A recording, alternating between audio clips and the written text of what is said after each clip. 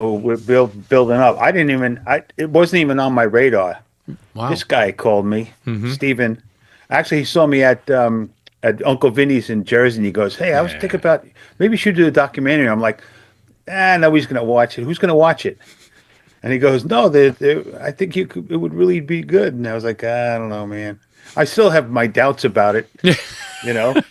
Um, but it is pretty cool going through it. I mean, I have a little trouble watching myself from the old days and stuff because I'm totally different now. Oh yeah. And you see that I see the transition, and it's all it's pretty wild. I'm starting to like not doubt myself, but readjust because when you see how you started and what you had then and your whole persona then and your whole motivation and the way you do things, it was totally different from now. And it's almost like it's regeneration for me because I feel like I need to get some of that back, some of that old Bob Nelson back, because kind of like stuff creeps in, life creeps in, It and kind of does. messes things for you a little bit. So you don't have that theatrical drive or the freshness of the material and stuff like that. So yeah, When you talk about changes like that, I mean, I know you were battling cancer just 4 or 5 years ago, so obviously yeah. that has to play an impact on where your story is going, not only in life but in this documentary film. Stephen, if you want to elaborate on that, how much do you touch on his cancer? A good amount actually, and that was when I met Bob. The initial interaction was I'm in production. My background is as a narrative filmmaker, so I've produced and directed narrative films. Right. There's a role that a friend of mine and I wrote for Bob years ago. So I go see him in Uncle Vinny's, and Bob is there after the show, and he's interacting with the crowd. And my wife and I were in no rush to leave. I said, I'm just going to see if I can corner him and give him a Hollywood pitch and introduce myself and say hi. Right. I'm a producer, but a real one. And yeah. So it actually started with a role in a film that we're working on putting the financing together. And then as I started to talk to Bob, we had a couple of Zooms and we talked about that role, and I heard his story. That's when the light bulb went off. Because initially it was, from outside looking in, he had disappeared for a while. So Right. What was that journey? Once I found out about the journey, that's when I said, "Oh, I think there's something more here." And then I pitched that out to Bob, and Bob, as he said, was skeptical and stuff. But not only does it go into his personal journey, but I think, and Bob will elaborate on this, the key that I thought about was incorporating the characters, making it a story told by Bob, by Jiffy, and two Epi other. Epperman and the rest of the crew. Absolutely. Exactly. Exactly. For me, that was the hook, and I think that became the hook for Bob. Yeah, it's still gelling, but I'm getting more excited. I go through uh, times when like Jiffy Jeff will be my favorite character. Then it'll be we'll be stuck in sin, and it'll go to Epi Hmm. or something else. And what's happening now is that I'm really starting to see what Steven was seeing, that Epi is almost like Bob. It's like Interesting. they're totally separate in my head. Right. But my wife has always been telling me you're really Epi. You're more Epi than you are Bob. And it really And doesn't dawn on you because when you're going into character, I would imagine you're just kind of going, well, this is my zone. This is a character I've created. But then you kind of reflect back and go, wait a minute.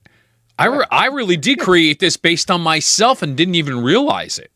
yeah, yeah, Wild. yeah, and it's becoming quite a journey. And I'm looking. When Stephen first, I was like, I don't have any footage. I don't have any pictures, and I'm finding so much stuff that I have that I didn't realize that I had. I mean, I'm totally overwhelmed with it, and then I end up going through the pictures, and I stop and I have to stare at this and go, wow, this was a moment, and it could like go on forever. this Right. stupid thing. At first I thought there's not enough. There's not enough there for anybody to be interested in. But now, I mean, it could go so deep and go so many different ways. It shocks me, you know. And one of the things that I was struggling with lately has been watching the what Steven's coming up with, because he's switching it around. He's an artist, so he's like, it's a constantly moving picture. I mean, it's you feel like for the first time I saw it and the second time I saw it, two different things. There's like I don't know what he's doing, but there's like a different flow and a different, and it's hard to for me to comprehend. Anyway, but one of the things, I'm glitching all over. One of the things that was having a hard time with is watching myself back in the day when I would curse, you know, and it goes right through me like I'm being stabbed.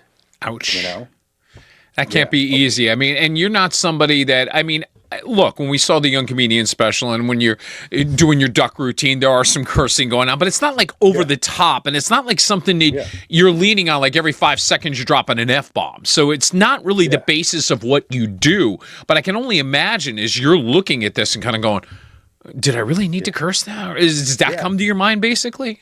Oh yeah, it's more of like I'm horrified because I don't curse at all anymore. Right. And I feel like I want to erase it, but at the same time, I'm trying to figure out why I did that so much. And it wasn't, like you said, it wasn't because it made anything more funny. Right. I mean, it might make a character look a little bit more realistic because if you want to be a guy from Brooklyn and he's gonna curse a little bit. Yeah, it's like your football routine. Hey, yo, Tony Cappuccino, Brooklyn College, and fuck, Yeah, right, exactly. Yeah.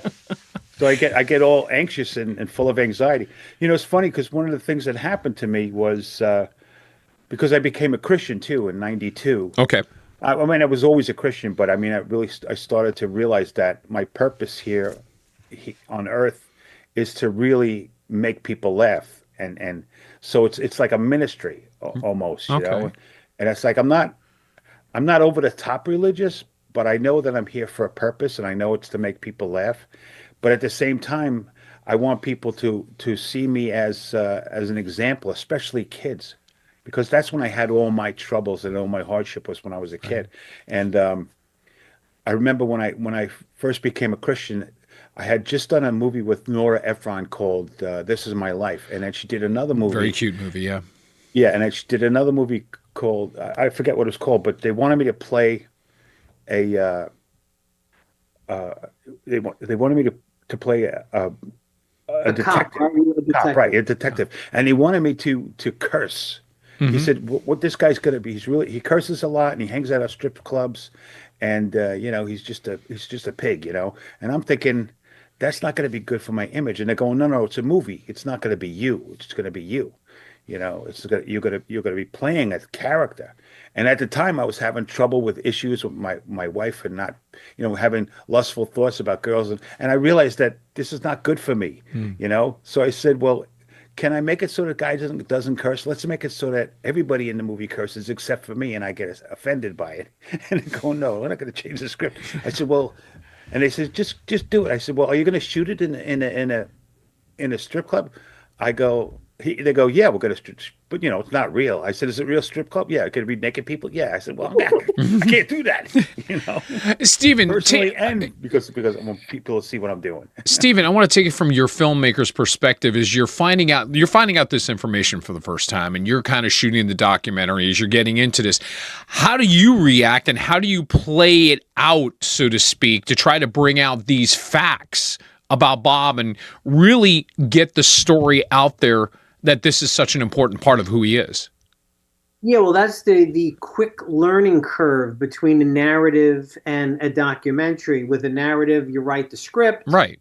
You've got your blueprint, and that's what you go and make, essentially. Mm-hmm. With doc, it's learning as you go. So as we did our first interview with Bob, a lot of stuff came out. I go back, I make notes. And then as we interview other people, depending on who it is, I can then start asking questions about this or that. And that's how I realized when it initially started. I figured it would be a doc that went in a particular direction, that it would be more directly epi, Right. telling more of the story. Mm-hmm. As shot, it became clearer that the other aspect of the story of Bob's faith, of his cancer, the cancer I was aware of, but Bob's faith became that much more prevalent. And as I started to digest it, I felt that that would be much more connecting to fans and to other people, that personal. And that's the response I got. You know, I've showed it to several filmmaker friends of mine, and the younger who are not aware of Bob, you know, as fans because they're in their 20s or whatever, Sure, or older, the reactions are different as far as the comedy goes, but everybody's like, it's emotional. Everybody's connecting to it because of his personal story, because of his faith, because people can connect to a person's, you know, belief. So it evolved as it went. And then the big evolve, you know, once Bob said he's got a bunch of his friends and pastors that he came up with, you know, do you want to do anything with that? I'm like, yes. there you go. We interviewed all those guys and stuff, and it's fantastic. It's taken it into a whole new direction. Which makes it cool because coming down to the Jersey Shore, and we're going to post a photo right now. Ming, if you can put up the banner for the Smart Castle Cinemas, it'll be February the 6th where Bob is coming to town. We'll also get a chance to look at Finding Bob Nelson, where it is right now. This may not be the final cut, but at least you get an idea of where the film is right now. And Bob's also going to be doing this stand-up, so you get 2 for 1, a $20 ticket price. You're going to get a lot for your money. Go to the Smart Castle Cinemas website. You can purchase your tickets in advance, and we look forward to seeing you out there on February 6th so you can meet Bob Nelson himself, see a little bit of the documentary, and have a little bit of fun, and also, you know, get educated on the story of Bob and everything that has been happening. And I'm already learning a lot more than I never thought I ever knew about you, Bob. So I think already, and Stephen, now I totally understand from your perspective to come into this and kind of go, like you said, you thought you're going one direction, now you're going in another direction. And I think that's sort of the beauty, I would think, of documentary filmmaking, when you're kind of thrown a curveball and you go, wow, okay, how do I present this and present it in a way that is fitting to Bob as the artist, to the audience who's going to watch it, and have people talk about it. And obviously here I am already just kind of going, wow. So there's definitely something here that when the finished product comes out, I hope you all are going to feel really good about it because it sounds fascinating. Yeah, I'm excited about it. Yeah. Oh, go ahead, Steve. Yeah, no, exactly. Going into, I mean, there are a lot of things in the documentary, editing choices, stylistic stuff that was there from the inception. Right. You know, I knew I was going to cut, like Bob was saying before, how it goes in different directions. I knew I was going to juxtapose Bob from the past and Bob from the present. So I knew that was going to be a narrative aspect of it. I knew Epi was going to be also telling aspects of certain stories. I just didn't think the faith aspect was going to be as important until I started to tell the story. And that's how that evolved and stuff. And it's just made it much more well-rounded and much more interesting as far as I can tell.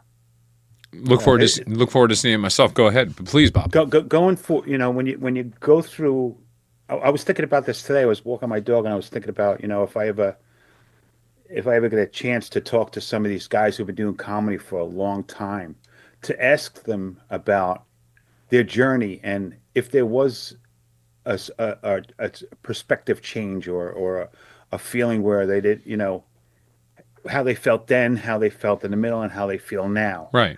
And there's a lot of things that get you, you know, like having that when I was hot in the 80s, and then you cool off, and then it becomes a whole different thing. It's not as, I mean, you still keep your fans, and I have some great, beautiful, wonderful fans. Right. But you know the heat's not on you, and and then you know you're getting older, and then the younger audience doesn't even know who you are, and then you go through cancer and stuff like that, and you start to realize that this whole thing there must be a reason for it, you know. And I'm at the point now where I would worry, you know, when I was a comic and I would be opening for Rodney and trying to do movies, like when I didn't want to I didn't want to be the cursing Right. guy. I'm like, what if, you know, I would say like, what if this happens and I don't have a good relationship with God and but I have a good relationship with Hollywood. You just start to struggle with that, and it keeps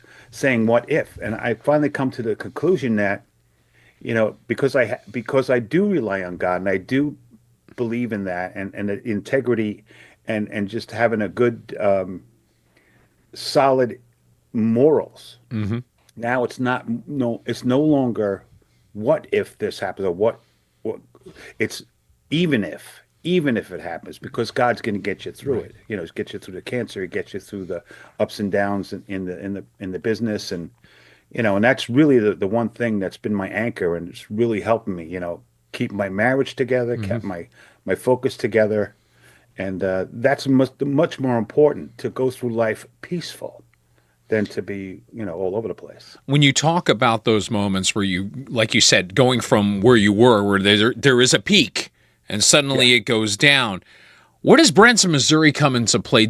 Was that helpful at that point when you took a few years to go down there and maybe feel more involved? Because I know that community and I know the entertainment that was going on down there, and it's still Yeah. basically, it leans country, it leans, you know, a positive faith. I mean, you look at the artists that are playing there now. You talk about Lone Star, you talk about Sarah Evans, the Beach Boys will come down there. So there is a certain vibe that Branson, Missouri brings. And did that help you feel like, okay, I'm in a place where I can really feel good and feel more myself than I have in a long time? It's what I expected. It's what I was told by my manager. But when you go there, it's just like Hollywood in a way. Wow. And, you know, I found out that just because they say they're Christian, that doesn't mean they are Christian. So it was a learning experience. There are many layers to what I've learned about people and agendas and, you know, who a Christian is and who a Christian is. Right. It's like two different people, you know. I mean, it was quite a learning experience. I really wanted it to work, but you know, I was a New Yorker guy and I was a Yankee to them. Yeah. And then when I went down to Pigeon Forge, it was the same thing. You know, I'm from New York, but I bleed the same. And Yeah. you know, I know that they were laughing at what I did, but they have this in Branson. I felt like it was like the old guard was there, and it was like the good old boy network. Oh. Yeah. And a lot of these people who claim to be Christian are nothing like Christian. Oh, it's funny because I wasn't sure if it was the same time, because I do remember when you did the Young Comedian Special, Jakob Smirnoff was with you, and Jakob wound up in Branson. Were you guys there at the same time, any chance? And if you were, did he give you any advice? Did he try to be, you know, at least a little helpful to say, hey, by the way, you may want to know this? Yeah. Oh, yeah. No, Yakov is a wonderful. I shouldn't have portrayed it the way I did. There were wonderful, wonderful people down there, and there's some course. really good folk. But the people who run everything, and the people who it always seems to be that the people who are in the underbelly are the ones who have all the control, and the people who are really nice are just doing their ministry and making people laugh or making people, you know, singing for them because they love it. Right. Yakov is a wonderful guy. He went out there when it was a boom. There was a boom. Yeah, I do remember the know. boom, and I mean that involved, for people who don't know, Yakov, and involved the Osmond brothers, and involved even Andy Williams, who was so instrumental in making Branson, Missouri, have the boom that it had many years ago. And it was also a lot of the World War II veterans. That's true. So very true. a lot of the Patsy Cline shows and all the country guys, they were huge. Yeah. But that as they die off, I mean, unfortunately, they pass on. The audience does, and now they've got you know, the Vietnam veterans, and they're more into like Woodstock shows and stuff like that. So it's a different audience. So I don't know if Branson has the ability to switch off into go with the flow of the retirement community, because that's what I really think Branson is. It's like, you know, old folk going somewhere to remember what it's like in the good old days. Just like they will in now. There's going to be the Beyonce shows. I don't know. You know, I don't know. Again, and I really enjoyed it because, you know, I was doing family shows and I was able to make kids laugh and everything. And right. I've gotten away from that a little bit, and I've got to bring that back. Stephen, yeah, I was about that. I was coming back to you as a filmmaker, and you're finding out about his experience in Branson. How do you incorporate that? Yeah, the aspect of when Bob says this in the doc about just because they're Christian doesn't mean they're Christian.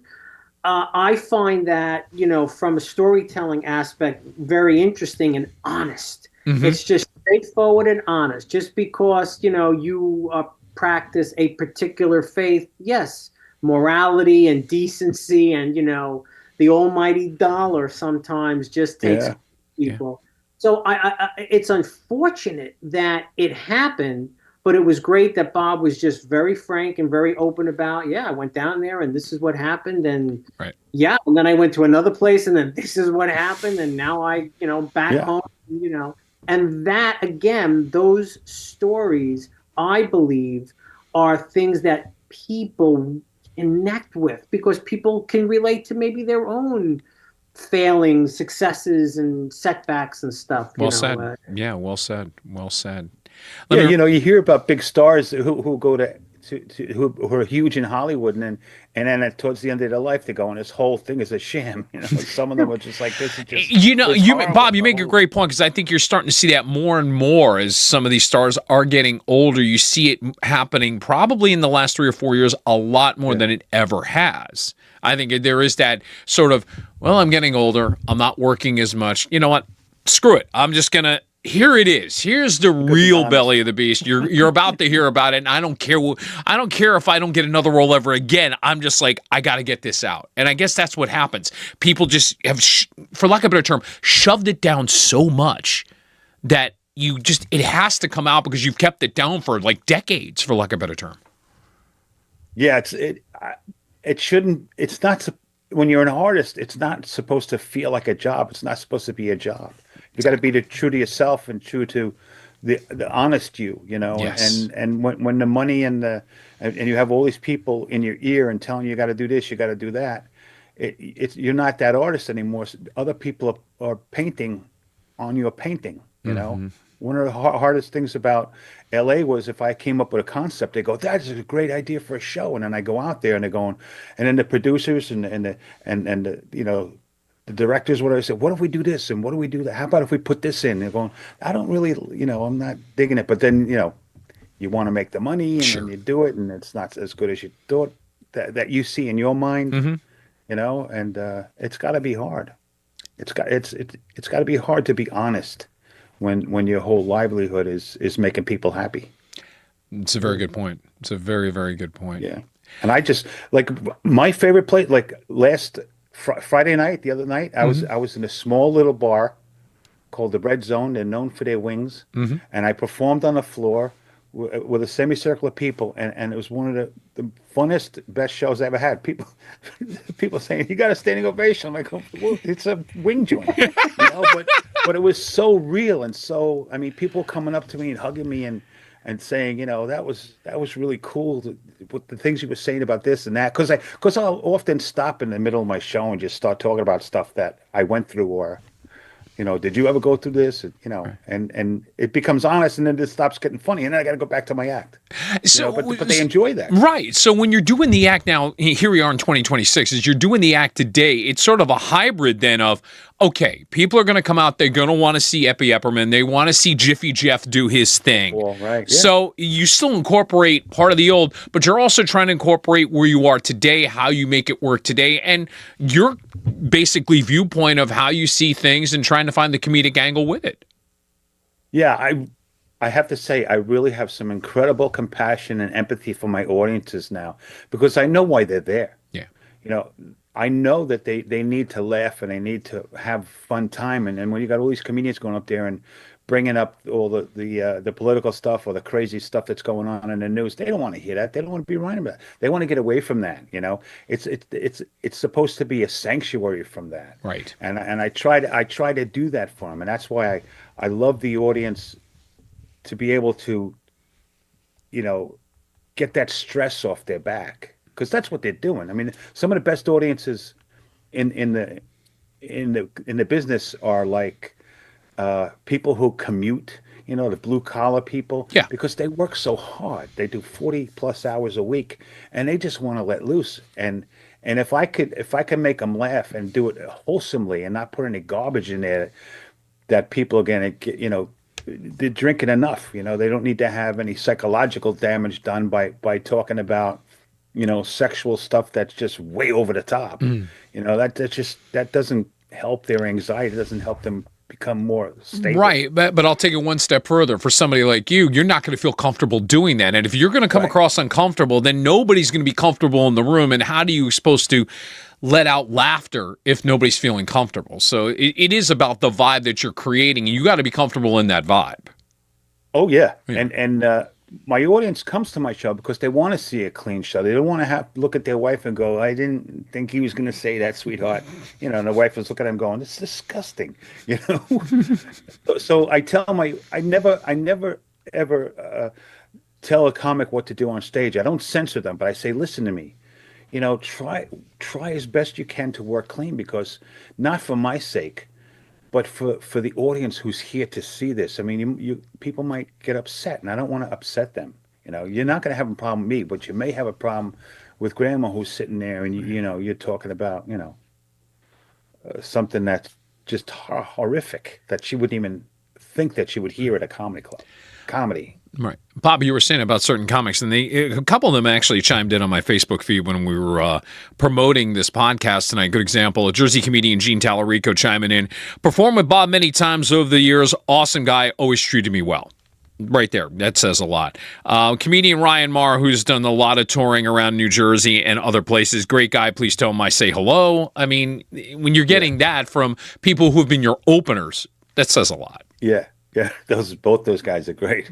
Ryan's a character. Oh God, Ryan still to this day does the best Jesse Ventura impression I have ever heard. He's fantastic. Yeah, he's good. He's good at the social media. He's good at getting out there, and he's a go-getter. Yeah, he really is. Yeah, he's been on my podcast. I mean, he's hilarious. Yeah, they both really beat the pavement and really know how to get the audience and bring them to their credit. They're both really good at what they do. Absolutely. I wish I had that. You may have to hire one of them, I'm telling you. Steven, you need any help? So you're getting better with the social media stuff now. You're starting to. I'm a little bit on fire now. I'm starting to take that course.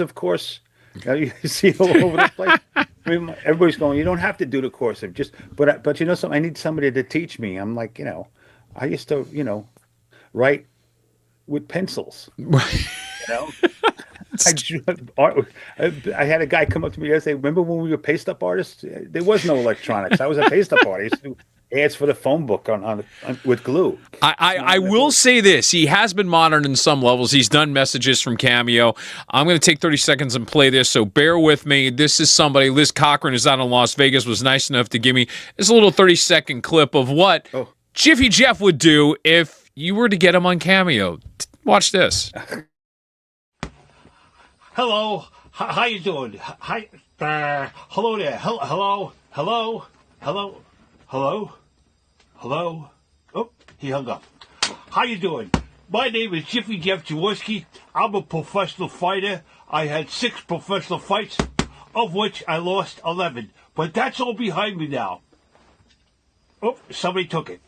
Anyway, I My favorite line in that. I have fought 6 professional times. I've lost the Yeah, the cameos are fun. I get a lot of most of them lately have been, please encourage my uncle. He's going through cancer. He's a big fan. He heard you went through cancer. Sure. And I just talked to him about what and I encourage him through my character, and I try to make jokes about it, but at the same time throw in a couple of tips here and there. And it's nice. It's nice to have that. I'm glad you're enjoying that. Not you hear stories. Not everybody enjoys doing the cameo thing, but you actually sound like you're actually, when you do it, you're like going, you know what? I can do it, and I can enjoy it. Like you said, you can get a message out there for somebody who's trying to get through cancer. That's got to make you feel good to be like, hey, they look at me as somebody who has managed to survive it. Then I want to be of as much help as possible. Yeah, and I try to I do. Some of my cameos aren't like 30 seconds. Like that cameo didn't even get going. Well, that was. I just wanted to give a snippet because that was actually 6.5 minutes long. To your credit, yeah. I mean, I did one that was 14 minutes long, and I can't remember why it was 14 minutes long, and I kept apologizing, and I told them, I said, I could cut it down for you if you want. They're like, no, because I get into it, and the more information they give me, the more I can play with. Oh, that's great. Okay. And they'll say, he really likes the sound of chalk on a chalkboard. So it's like you just incorporate that stuff, and it's great because most of the people, older people who have seen me from years ago, and right, either they're struggling with something or they just want a good memory of the character that they did, or so it's pretty neat. It's a pretty neat thing. Put a lot of effort into it. It takes me at least 3 days to really think it out and do it. Most of these guys just go on there for 30 seconds. Hey, it's me. How you doing? Happy birthday. See you later. Yeah. No, I think it's fantastic that you put the effort into it, and I think fans, without a doubt, will appreciate that when they get that. That's all it really. I don't get anybody else but fans. Yeah, amen to that. Very happy to have comedian Bob Nelson and filmmaker Stephen James here on the A Game. Couple things before I get into the random shot segment of all this. Bob, there is one thing I do want to bring up because it's something as a fan I was always curious about when you did the duck routine. Now, without a doubt, the duck was a take on the Tom and Jerry duck. It had to be. It was, almost. It was Tom and Jerry, but it was more. Remember Yankee Doodle? Yeah, of course, absolutely. Yankee Doodle was the little bird, mm-hmm. and then Chopper was was his friend, the big bulldog. Yes, and it was always a cat chasing Yankee Doodle. Yeah, and so it was like basically Tom and Jerry, just the same thing. Yeah. So that was the Roadrunner, and Yeah, no, you can definitely get the Roadrunner in the routine without a doubt. But it's like anybody who grew up with those cartoons can see where this is going, and it is sort of like, you're the hunter, aka Wile E. Coyote. I can't get this damn bird. What the hell? Right. But how did you get the impression down? Because that's not an easy impression to get down. I mean, I would imagine it would hurt after a while in the throat. No, it's done on the side of my cheek right here. Really? It gets more and more difficult as time goes on. See, I have to be prepared to do it. So it's almost like you really have to warm up for it. So if you're like doing a stand-up, talking like it for a lot. I have to talk like a duck for a lot before I do my show. If I'm going to do the duck, because I got to warm it up and figure out what's happening with the air pressure and the mouth and.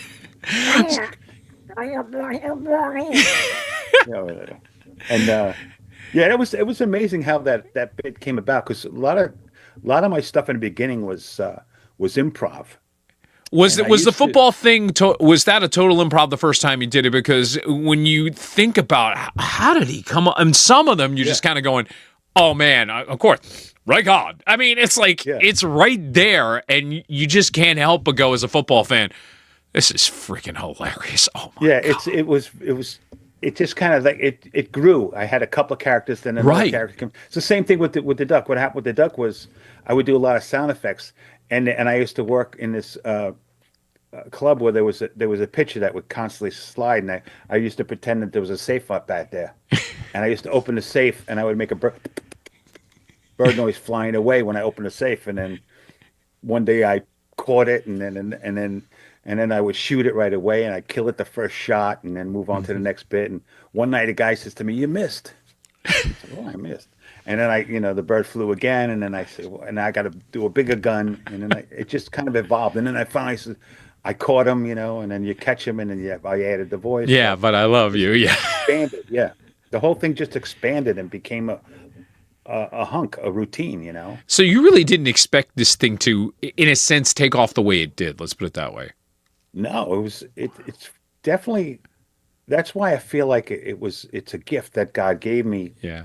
And it's from watching cartoons too. Sure. I mean, all that input created that recipe for my comedy. Right. So this guy, like the football players. Yeah. And then duck, and then I had all my routines pretty much have a beginning, a middle, and an end. Yeah.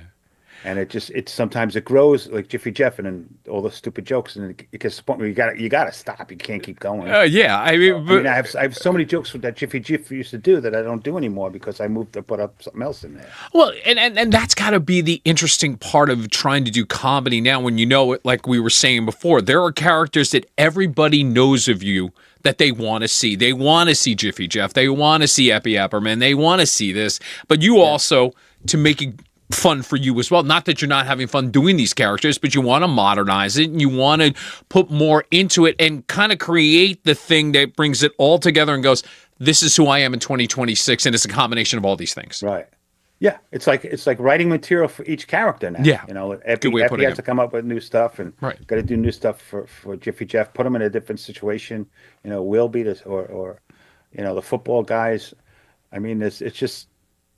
The football thing is like that's in cement. People want to see it the way it was, Well, I can't help it. Number 72. Oh, damn, 27. I mean, come on. If I miss a character, or if I take one out for whatever reason, time wise. Yeah, that's all you need is people looking at you and going, Tom.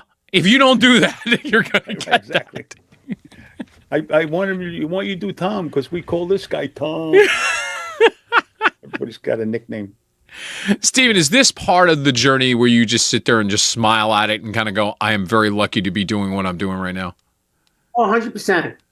100%.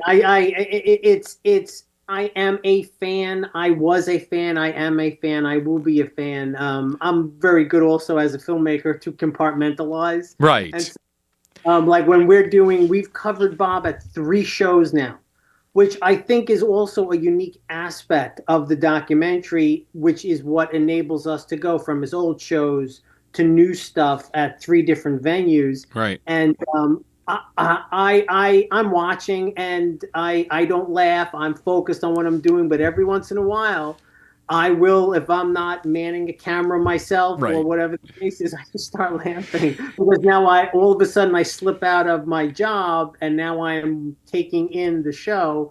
And for someone like me, and it may be depending on your age, I'm hearing all at the same time. So even though Bob will change certain things, like with something very, very specific when he does the Brooklyn guy and he pulls the strap, he just oh darn or oh damn. Yeah, I mean, and again, it goes back to what he was saying, where you were basically, and I'll say it for you, where in the Young Comedian special, it's oh fuck, but in 2026, it's oh damn. I get it, it's understandable. You do what's comfortable, but it's still the character, and we all get the point, with or without the curse. Right. I mean, it's almost like it's almost not. When you curse today, there isn't really that shock anymore that used to be. No, that's true. There's no shock value. Myself say it. Yeah, but it just becomes part of their vocabulary. It's not really. But the great thing about Steven too is that he's picking up on these people in the audience. I'm getting a kick out of him going up and finding these. I don't know where he's finding them. People get up and he just starts talking to them, and they're saying stuff about what their experience with me through the years and he's getting that out of him, and I was like, "Wow, this is pretty cool." I didn't even tell him about that guy, and he just somehow he found him. And that's the great thing about documentary films. Once again, we will encourage you to come out. Atlantic Highlands, Smodcastle Cinema. Ming, put the photo up one more time. Finding Bob Nelson. It will be, again, February the 6th. It's a 7:30 start time. You'll get the film, and then Bob will do his stand-up. Get your tickets while you can. We're looking forward to having a sold-out crowd in Atlantic Highlands for Kevin Smith's Theater, Smodcastle Cinema. Up to random shots, I got a few questions. This is where I've done a little stalking of social media, also taking a little bit of Bob's career and trying to incorporate this in a way that maybe he can play along with me. But I'm going to start with one question. True or false? Did you really go to school and in the same grade as Alec Baldwin? Same school. Wow. Alec and I graduated in 1976 at Burner High School in Massapequa, Long Island. Did your paths cross in high school at all? Oh yeah. He was on the football team. I was on the football team. He was more of how they have the jocks. Yeah. The jocks and the outcasts. I was more of I was the clown. I went through high school thinking I was Jerry Lewis. So I was always that's what I would do. I'd hang myself on a fence and do stupid things. And so we knew each other. we were friends and everything. We still are friends. Wow. But he was a whole different animal, you know. Yeah. He got all the girls. I got all. What I did was I hung out with all the really handsome guys and got to meet the girls' parents, and I would hang out with the girls' parents. Well, my friends went out with the girls. So I got a family, and they got the girl. Random shots with Bob Nelson. I remember you did a baseball routine back in the day, and I remember you talking about it. The pitcher was so fat, and every time I think of that routine, I think of Bartolo Colon with the New York Mets. So, if you were to take that old baseball routine and apply it to the New York Mets, as a Mets fan, how would you see that routine potentially going? Are you talking about Epi Epperman doing the baseball thing? Yep. Yeah. Oh, I don't know. I could probably. Epi could be their manager. He could. Just enjoy yourself, fellas. Don't worry about if we win or lose. It doesn't matter. The owner doesn't care. Where am I? Yeah, Epi. Every night when I perform, I bring my glove and my ball and my hat, and I haven't, because I have to bring it back. That routine, I did that baseball bit maybe for 2 years straight, I want to say, and then all of a sudden I stopped, and then I forgot it, and then when I got cancer, I forgot it even more. But and when I see what I did on video, I'm going, no, there was more to that, because my live performance and video performances are always different, right? They when they edit it or I don't do it properly. I hate watching myself on videos. It's a real. I can't watch the stuff that Steve is doing unless I'm sitting with my wife, so she can calm me down. Going, it's all right. It's all right. I don't know what it is. I'm like, I could have done that better. Oh, I look like an idiot. Or, It's funny because I look at, just as a fan of the New York Mets and knowing what they've been through the last year, of how they underachieved and what's been going on in the offseason. And I remember watching your bit of Epi Epperman doing baseball, and I'm like going, how does he not just play this off as the manager? Like you said, the manager of the New York Mets. I could be the manager. Yeah. This is what I'm going to do. The pitcher and the catchers are not doing well. So what I'm going to do is I'm going to let the catcher pitch and let the pitcher catch. But one time, the good thing is if the pitcher can't catch, the catcher can still pitch because he knows all the signs. This is true. He could just shoot himself the signs before he pitches it. The thing about being a catcher is that your knees go after a while because you're always bending down. I'm thinking you should just dig a hole behind for home plate, and then let him stand in the hole, and then he could stand up and catch the ball. And they could call that could be the real dugout. Oh man. So, I don't know what I'm talking about. Hey, look, man, I put you on the spot. You responded. Thank you for that. I appreciate that. And I want to put you on the spot for one more thing as we get ready to wrap up. And I look at the fact that boxing now has celebrities boxing each other. If Jiffy Jeff were actually going to step in the damn ring again, what celebrity does Jiffy Jeff want to square off against? Let's see. I'm thinking, okay, so I don't want to fight like Sylvester Stallone. Obviously, I don't want to fight that guy because he could fight the other guy. What's the other guy? De Niro. De Niro. Yeah. I wouldn't want to fight him, even though he's littler than me. Yeah. I'm thinking more of who's the girl who sings? I would fight her. Taylor Swift. Okay. She's pretty tall. Maybe I shouldn't fight her. No. Don't forget, her fiance plays for the Kansas City Chiefs. You pissed? Right. Yeah. Dangerous. That's right. I think you know what I'll do? Ariana Grande. She looks like I could take her. She's a little tiny little thing, and she's very skinny. I can definitely beat her. Although my first loss when I first started fighting was to a girl. So, I don't know. Maybe a shadow. I'll shadow box the shadow of George Clooney. I like that. There we go. And Clooney's shadow knocks you out. I will fight George Clooney's shadow. I can't lose. For a man who's never won, he's due for a win. There you go. If I hit the wall, I'm going to break my head. Wait a second. Let me think about this. I'm happy to get Stephen. I'm enhancing his routine a little bit with some ideas. I think I could be wrong. I think I'm going to write that down. The shadow boxing. Shadow boxing. I could beat his shadow. I'm a shadow boxer. I could beat Anybody, I could. Mike Tyson, I could beat his shadow. You kidding me? I have influenced the comedian. And I would knock him out immediately. Just shut the light off. There you go. He's done.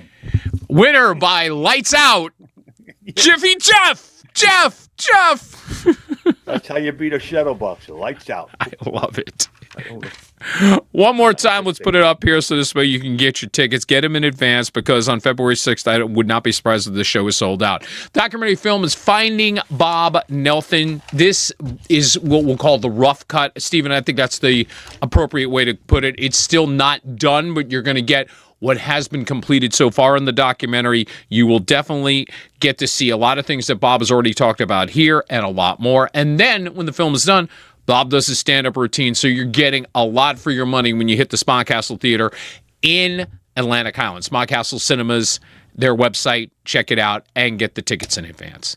Guys, I'm glad we could spend this time, and it's been fascinating to find out a little bit more about the film. And Bob, as a fan from your Young Comedian special, it's great to see you still doing what you do. How many years later? Because a lot of people have fallen off the map, as we know. So the fact that you're still doing it, I think, is a credit to you. So thank you so much for keeping us entertained and keeping us laughing. Thanks for having me. Absolutely. And thank you, Stephen, for being here and helping me. Oh, absolutely. This is great. Thank you, Robert. No, my pleasure, Stephen. My pleasure. And Ming, you can take the photo off the middle so this way I can say goodbye. Listen, I'll be back in next week. But again, look forward to seeing everybody at the Smodcastle Cinemas for the Finding Bob Nelson documentary film and stand-up routine. So until then, for Bob Nelson, for Stephen James, I'm Rob Acampora. That's a wrap for the A-Game. We'll see you again next week. Take care of yourselves.